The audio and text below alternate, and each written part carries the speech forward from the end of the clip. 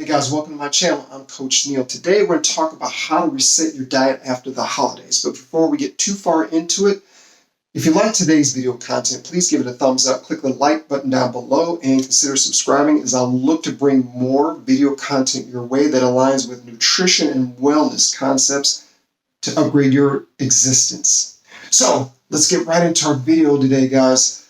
First, I want to focus on 3 key areas. They're going to help us reset that body after the holidays.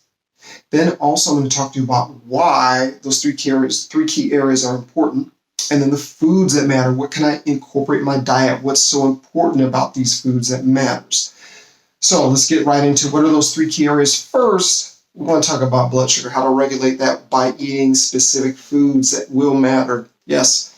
Also, how to keep ourselves satiated, satisfied, not bloated, but satisfied.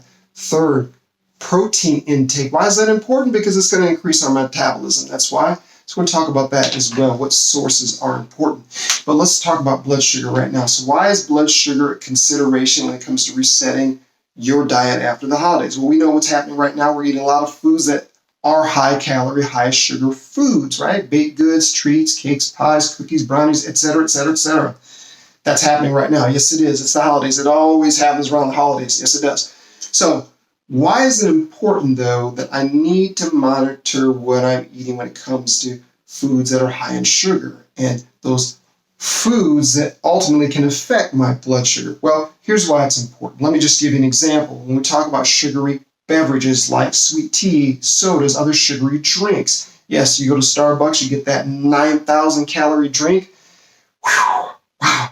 Yeah, you know what I'm talking about, right? Anyway, so here's where we are. We have we take in from some of those drinks, they actually add fructose. Specifically, we're talking sweet tea and sodas and things of that nature.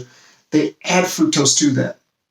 And what fructose can do is it can actually block leptin, which is our hormone that regulates hunger. It lets the body know when it's time to stop eating. Well, if we block that hormone, well, guess what? We may not know it's time to stop eating. What do? We keep eating. We keep drinking. We keep eating. We keep drinking. You know, it's this nasty cycle goes on and on. We do that for a few years, and then you wake up one day and bam, okay, things didn't look the way they did a couple decades ago. So that's why sugar is dangerous in this way. Okay, so let's go beyond sugar. Foods that satiate us. Well, how does that play a role, Coach? Why do I even care about that? Why should I care about it, Coach? Well, let me tell you the reason why. The reason why is because foods that satiate us can do a couple of things. One, not just keep us satisfied. Again, not bloated, satisfied. But 2, can actually get us to the point where we feel like we don't really want to eat much more. We can prevent overeating from occurring in the first place. That means you can decrease your calorie intake. So that's why that's important. So important that way. So keep that in mind. Satiating foods, overeating, lowers the risk of overeating. Yeah, that's good. Give me a thumb up. Yes, it is good. Okay, so what's that third thing we need to pay attention to?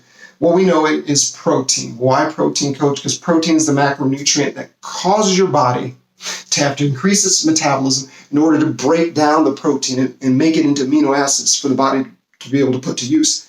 So kind of think of it this way. Your body has to stoke the furnace to break down the protein, has to work harder to do that, which increases that metabolism, right? We want that. We want that. We want to have a higher rate of metabolic burn in our body. Okay, so that's why protein is a part of that trio and why it's so important in helping us reset our body after the holidays. Okay, so let's talk about the foods right now. Blood sugar. What are those foods? What does it matter to us, Coach? What are those foods? Well, let me just tell you, broccoli is one of them. Broccoli actually has a natural chemical. It's called sulforaphane. Wow, it's a tongue twister. Don't say that 5 times fast. It's a plant chemical in broccoli that has blood sugar reduction properties.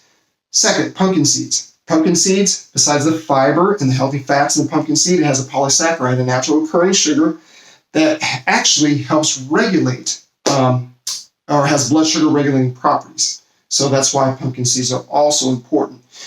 Beans and lentils contain fiber, contain protein and magnesium, but all 3 of those combined together help beans and lentils become a blood sugar regulating food. Okay, so I'm always going to talk about plant-based foods on this diet, on this channel. I'm also going to talk about animal-based foods because we have folks that like to eat from both worlds, and this channel is for everybody. All right, Moving on, satiating foods. What are they? Okay, so they're typically foods going to be high in fiber and then also may contain some good sources of fat as well. But anyway, so let's talk about oatmeal. High in fiber, soluble fiber in particular, fiber your body can absorb and put to use. It actually will release satiating hormones, okay, to let us know, hey, I'm full or I'm satisfied. I don't need to eat anymore. Okay, so that's what's good about oatmeal. That's why it's a key satiating food. So soups, let's get into that. Why is that important? Because typically soups, you have liquid, you have solid food combined together. And there was a study that was done about soups and how it takes a lot longer to empty from the digestive system, which keeps us satisfied longer, keeps us from maybe potentially overeating. Okay, so that's why soups do matter. And I'm not saying to eat a triple cheese with tons of bacon soup day in, day out. That's not what I'm saying. More of those broth-based soups with lots of vegetables where I'm pointing. So that's what's helpful. Okay, quinoa. Quinoa is that third satiating food on the list right now. It contains all the essential amino acids. It's complete protein that way. It's a plant source protein, which is awesome, but it also contains fiber, so it can keep us feeling satiated. So oatmeal, soups, quinoa are those three satiating foods. Let's get into the protein-rich foods. What are they, Coach? Well, there's a couple different ones. Ezekiel bread. Okay, so Ezekiel bread made from sprouted grains. It's not made from flour. That is a great source of fiber, but it's also a great source of plant protein. Stays with you longer. Again, keeping that body in that higher metabolic state so you start to burn calories more efficiently. Okay, Greek yogurt is also on that list. Obviously, it contains milk protein, which takes longer to empty from the stomach and longer to digest. Now, if you're not into consuming milk products, no big deal. You can go ahead and consume coconut yogurt. They have different types. They have soy-based yogurt. They have cashew and almond milk-based yogurt type products. So you can use those instead if you're not into regular yogurt made from cow's milk. And so last but not least, I'll put chicken breast on this list because if you remove the skin from it, obviously that's where most of the calories lie, is in the skin. Those calories are unwanted calories, that is. But chicken being a complete protein, also great protein-rich food for you to consume. So guys, what is the takeaway out of all this? Let's just get down to the nuts and bolts. So we know that eating ideal food sources can do what? Can help us control our blood sugar, can help you stay, of course, or remain satiated, more satisfied, again, not bloated, and then also can help you increase your metabolism. And there's a couple other key points I want to make here too. So one of which, eating these foods that I mentioned can help you decrease inflammation in your body and also encourage body fat reduction, so higher metabolism.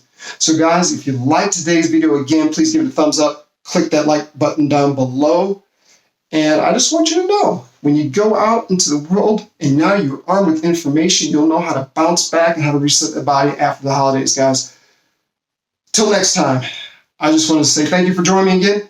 This is Coach Neil, and signing off, guys. See you next time. Sayonara.